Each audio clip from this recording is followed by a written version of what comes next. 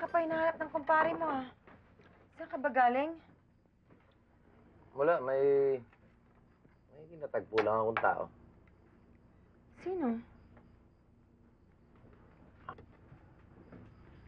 Nay, Chong, may sasabihin ho sana kami ni Carlos Miguel sa inyo. Ano yan? Tuloy na ang kasal namin. Hindi ako papayag.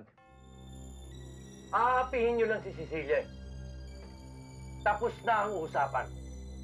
Walang kasalang magaganap. Wala!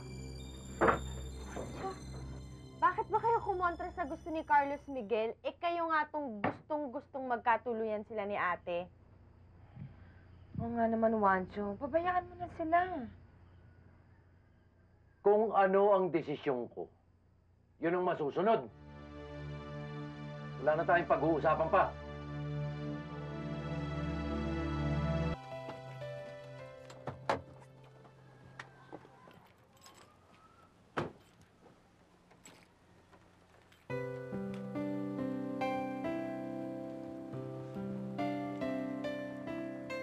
Carlos Miguel?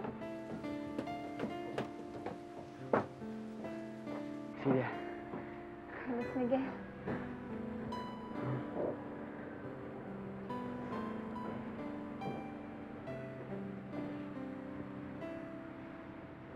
May bisita ka pala. Bakit hindi mo papasukin? Halika, tumuli ka. Hindi na. Papaalam ko lang kung sana si Cecilia. May pupuntahan lang ko kami. Ganun ba? Hindi mo maaaring isama si Cecilia.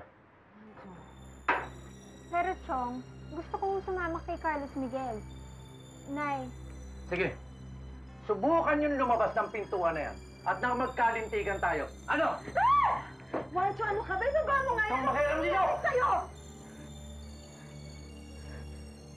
Tatapusin nyo na ang relasyon nyo ni Cecilia. Mula ngayon, ayoko nang magkikita pa kayo, ha? Seryoso ako kay Cecilia. At hindi ako papayag na masaktan sa kahit ng pamilya ko.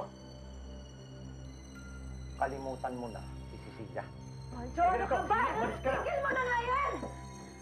Aalis na ako dito kung kasama ko si Cecilia. Ano, ha? Ha? Matapang ka? Ha? Handa ka na bang mamatay? Sige! Carlos Miguel! Sige na, umalis ka na.